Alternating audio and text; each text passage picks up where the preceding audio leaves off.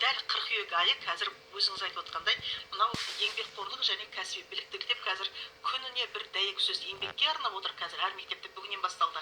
2 қыркүйек күні кеше тәрбие сағатында осы құндылықты қыркүйек айына біз дәріптейміз. Яғни оны іс-әрекет арқылы, іс-шара емес, есеп алу емес, осы сәтті пайдалану отырып айтайын, біз біртұтас тәрбие бағдарламасы аясында жасалған іс-шараның есебін алудан аулақпыз. Біз тек нәтижеге, іс-әрекеттеріңізді көрсетіңіздер, құрметті көпшілік осыны тыңдап отырған көрермендер. Жаңа парадигма деп айтуға болады тәрбие берудегі, өйткені көбіне біз іс-шара өткізіп, фотоға түсіріп, видео түсіріп, есеп беріп, сонымен оның нәтижесі қандай болып отыр, балаға ол берілді, берілмеді ма. Енді бізде уақытымыз болып отыр, Меруерт Асқарбекова, Шымболатқызы. Балалар ұйымы дегенге мен қатты көңіл бөлгім келеді. Мектеп директоры болғанда өзіміз мектепте мұрагер балалар ұйымын құрғанбыз, соның әнұранын жазғам. Қазірге дейін сол мектепке барсам, сол әнұранды айтады, оның жаңағы балалар ұйымы әлі күнге дейін жұмыс істейді.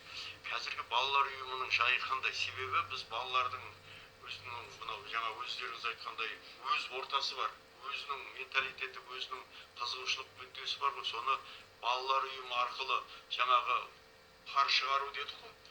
Сол жерде шығарса деп ойлаймын да мен өздерімен. Сондықтан балалар ұйымында бір осы жұмыста қандай? Өйткені кезінде Жұлдыз деген ұйым болған, ол осы Ақмола облысында болған, аты қазақшалығымен заты басқашалау болған. Ал енді дәл қазір бір керемет сондай ұйым. Мен оны неге айтып отырмын? Мұхаммед Рахым Құрсабаев деген азамат бар. Кезінде Атамекен бағдарламасын жасаған. Қазір көп жұртшылық біз ұлттық құндылықтарды балалардың санасына сендіру үшін осы бағдарламаның жаңа форматын біз қолдауымыз керек деген. Яғни мен айтып отқаным, осы біртұтас тәрбие бағдарламасының бір компоненті ол бір тұғыр есебінде сіздер сол бағдарламаны қолға алып зерттеп, соны қанықтыру оған қалай қарайсыздар? Өте тағы да керемет тақырыпты. Сіз енді білім саласында өзіңіздің сонша көп жылғы тәжірибеңіздің арқасында ішкі дүниесіне кіре отырып, бізбен бірге қабырғасы қайысып отырды деп атады ғой, кереметтей бір үлес қосқаныңызға сізге біріншіден алғысымды айтқым келеді. Екіншіден жаңағы айтып отырған сіздің мәселеңізде жасанды интеллекті біз биылғы тамыз кеңесінің, тамыз саммитінің тақырыбы сондай болды ғой. Яғни осы жасанды интеллектіде біз осы тәрбиемізді қалай біріктіреміз, қалай осыны үйлестіреміз деген сияқты сауал туындауы мүмкін. Жаңа сіз айтып отқан Құрсабаев, ол кісімен біз телефонын алмасып, енді жақында біз кездесеміз деген жоспарлап отырмыз. Ол кісінің өте ұшқыр бір ойлары бар екен. Бір ғылыми тұрғыдан осы жасанды интеллектіні қалай тәрбиемен ұштастыру, қалай жаңағы үйлестіру деген секілді. Жалпы жасанды интеллектінің тәрбиеде пайдалы жағын қарауымыз керек. Оның бір іліп алатындай тұсын, ол жаңа өзіңіз айтқандай қосымша білімде, сол жасанды интеллект арқылы біз балаларды еңбекке баулай отырып, әрі оның санасын заманауи тұрғыда қызығушылық қой, баланы қызықтыратын амал ол. Жасанды интеллектіге бала қызығады. Яғни сол арқылы біз тәрбиені бір дұрыс бағытқа бағыттасақ деген өзіміздің де бір мақсатымыз болып отыр. Бүгін ғана әлеуметтік желіде оқып қалдым. Осы жасанды интеллекті тәрбиеге кері әсерін туғызбай ма? Жасанды интеллект арқылы түрлі бейнелер жасауға болады екен. Балалардың түрлі образдарын жасап өлет етпей ме деген сияқты. Міне осындай да пікірлер болып жатыр. Әрине ол пікірлер дұрыс. Бірақ біз сол пікірлердің ескере отырып, біз солдай бір әрекеттердің алдын алуымыз керек.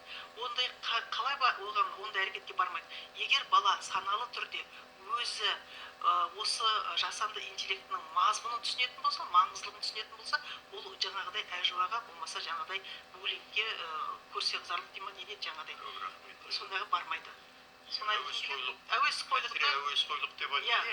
Оның дұрыс бағытқа бағыттауымыз керек. Ақылын жоғалтып, соған жұмыстар жүргізіліп жатыр бізде жобалар. Сіздердің мынау ынтымақтастыққа келіп жатқандарыңызға мен өзім бүгін бір миссияда көрдім өзім. Өйткені ол азаматты мен білемін, өте жақсы идеялар өте керемет. Мынау дәстүр мен инновацияның өзіңіз айтқандай синергиясы. Сондықтан Анар Шымболатқызы өзіңіз қосарыңыз бар шығар. Осы Әділхана тағы да сізге алғысымды айта отырып, Меруерт Асқарбекқызын толықтыра кеткім келеді. Құрсабаев мырзамен біз біраз талқылау жүргіздік. осы біртұтас тәрбие бағдарламасы аясында қазір біртұтас тәрбие керуені деп әрі қарай осы бағдарламаны қабылдадық. Енді іске асыру барысында біз не істейміз деген кезде жаңағы басқа да ғалымдар бар, ортақ пікірге келіп жатырмыз. Соның бірі мына ұлттық құндылықтар технопаркі ретінде ұсыну. Ол кісінің негізгі идеясы ол кірігеді және ол бағытта біз біраз жұмыстар істейміз деп ойлаймын.